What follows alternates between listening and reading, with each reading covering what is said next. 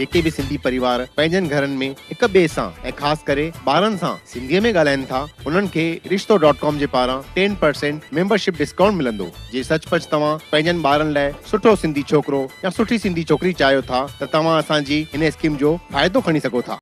नमस्कार, मैं राजेश दलवानी, आप देख रहे उल्लास लाइन बुलेटिन। शहर की ताज़ा खबरें देखने के लिए हमारे न्यूज़ चैनल को जरूर सब्सक्राइब करें। उल्लासनगर महापालिका का अपना जो टैक्स डिपार्टमेंट है, प्रॉपर्टी टैक्स, तो प्रॉपर्टी टैक्स के सिलसिले में जो टैक्स पेयर्स है उन्होंने कुछ चेक दिए हैं और वो उसमें से बहुत सारे चेक बाउंस हो जाते हैं। कहीं ना कहीं रीज़न होता है बाउंस करने का, बट ज़्यादातर देखा गया है कि चेक बाउंस इसलिए होते हैं क्योंकि उनके अकाउंट में फंड्स इनसफिशेंट रहते हैं। तो और इसका हमने ऑब्ज़र्व किया है कि इनसफिशिएंट बैंक का ही चेक देने की टेंडेंसी ज़्यादा है लोगों में। तो उनको ये बताया कि आज तक अप्रैल से लेके ये साल में 193 चेक्स बाउंस हो गए हैं।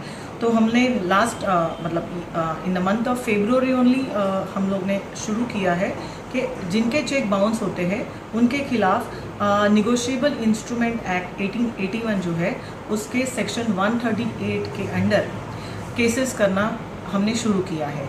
एक केस, पहली केस जो है मेरे ख्याल से उल्लासनगर के इतिहास में पहली केस होगी, या मे भी कुछ सालों से तो ऐसी कोई केस हुई नहीं थी। ये अपनी पहली केस गिनी जाएगी जो हमने लास्ट वीक में फाइल की है। 30,000 रुपीज़ का एक चेक था जो बाउंस हो गया था। और ये हफ्ते में मतलब अभी मेरे सामने 2 फाइल्स पड़ी है जिसमें एक 5 लाख का और एक 2.5 लाख का चेक भी है जो बाउंस हो गया है, और उसको भी हम उसके ऊपर केस करने वाले हैं। मैं आपको बताऊं कि हम जब भी केस बाउंस होता है हमें इंटीमेशन मिल जाती है हमारे अकाउंट्स मतलब CFC से, तो हम पहली चीज़ तो ये करते हैं एज़ पर लॉ हम उनको 15 दिन की नोटिस देते हैं बाकायदा, कि ये नोटिस में लिखा होता है कि आपका चेक ये रीज़न से बाउंस हो गया है, तो आप कृपा करके ये पैसे अभी भर दीजिए। लेकिन 15 दिन की नोटिस के बाद भी अगर लोग पैसे नहीं भरते हैं तो हमारे पास फिर दूसरा रास्ता नहीं होता है और हमें ये केस करना ज़रूरी हो जाता है। तो अभी हाल ही में आपने भी न्यूज़ में सुना होगा कि एक बड़े नेता जी को भी कोर्ट ने 1 साल की सज़ा सुनाई है चेक बाउंस केस में, और फाइनेंशियल पेनल्टी भी है।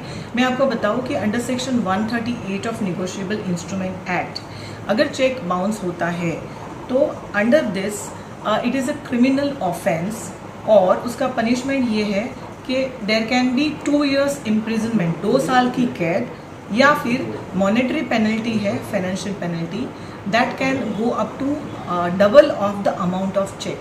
मतलब सपोज ये 30,000 का चेक है तो 60,000 तक का जुर्माना उनको हो सकता है। तो मेरी विनती है सभी टैक्स पेयर को कि आप चेक का पेमेंट करें या कैश पे करें, DD पे करें या RTGS भी करें, लेकिन आप अपना चेक अगर आप दो तो प्लीज़ आप वो बाउंस मत कीजिए। मैडम, अभय योजना के लिए लोगों को मिसगाइड किया जा रहा है, इस विषय में क्या कहना है? जी, मैंने देखा है कि कुछ लोग मिसगाइड कर रहे हैं यहाँ के टैक्स पेयर को, क्योंकि मैंने अभी देखा कि टैक्स पेयर्स टैक्स पे करने को भी तैयार है। इनफैक्ट कुछ लोगों ने चेक बना के भी रखे थे 2-3 महीने पहले से, लेकिन उनको पता नहीं ये कौन कर रहा है और क्यों कर रहा है, इंटेंशन उनको ही पता हो। लेकिन ऐसा देखा जा रहा है कि उनको लालच दी गई है कि आप पैसे मत भरो, पेनल्टी जो भी लगेगी कोई बात नहीं, अभय योजना आएगी और आपकी पेनल्टी माफ़ की जाएगी। शायद उनको इसलिए उस पर विश्वास होगा क्योंकि गए 7 साल से अभय योजना आ रही है। लेकिन मैं उनको बताना चाहती हूँ कि आप इन लोगों से अलर्ट रहें, ये झूठे वादे हैं। अभय योजना ये साल नहीं आने वाली है, अभय योजना ना इंदी, क्योंकि अभय योजना के पूरे अधिकार कमिश्नर सर को है, और कमिश्नर सर ने अगर अभय योजना नहीं लाने के लिए विखंडन के लिए ठराव भेजा है, इसका मतलब क्लियर है कि अभय योजना नहीं आएगी। तो आपको कोई भी बोले कि जनरल बॉडी का ठराव है, अभय योजना आएगी, तो मैं आपको बता दूं कि जनरल बॉडी के ये अधिकार नहीं है। बीच में किसी नगर सेवक ने ये भी बाइट दिया था कि उन्होंने एक सेक्शन कोट किया था और बोला था कि इस सेक्शन के अंतर्गत बॉडी को अभय योजना लेने की या पेनल्टी माफ़ करने का अधिकार है। तो मैं आपको बताऊं, अनफॉर्चुनेटली मेरी उन नगर सेवक सर से भी रिक्वेस्ट है कि सर आप लोगों को मिसगाइड मत कीजिए, क्योंकि एज पर एक्ट उन्होंने जो सेक्शन मेंशन किया था वो एरियर्स के लिए था, थकबाकी के लिए था। मतलब अगर आपके एरियर्स है तो वो माफ़ करने के अधिकार जनरल बॉडी बॉडी के हैं। और मैं आपको बताऊं, आज की डेट में उल्लासनगर के लोगों पे, टैक्स पेयर्स पे जो अरियर्स है, ठगबा की है, वो अराउंड 400 करोड़ रुपीस है।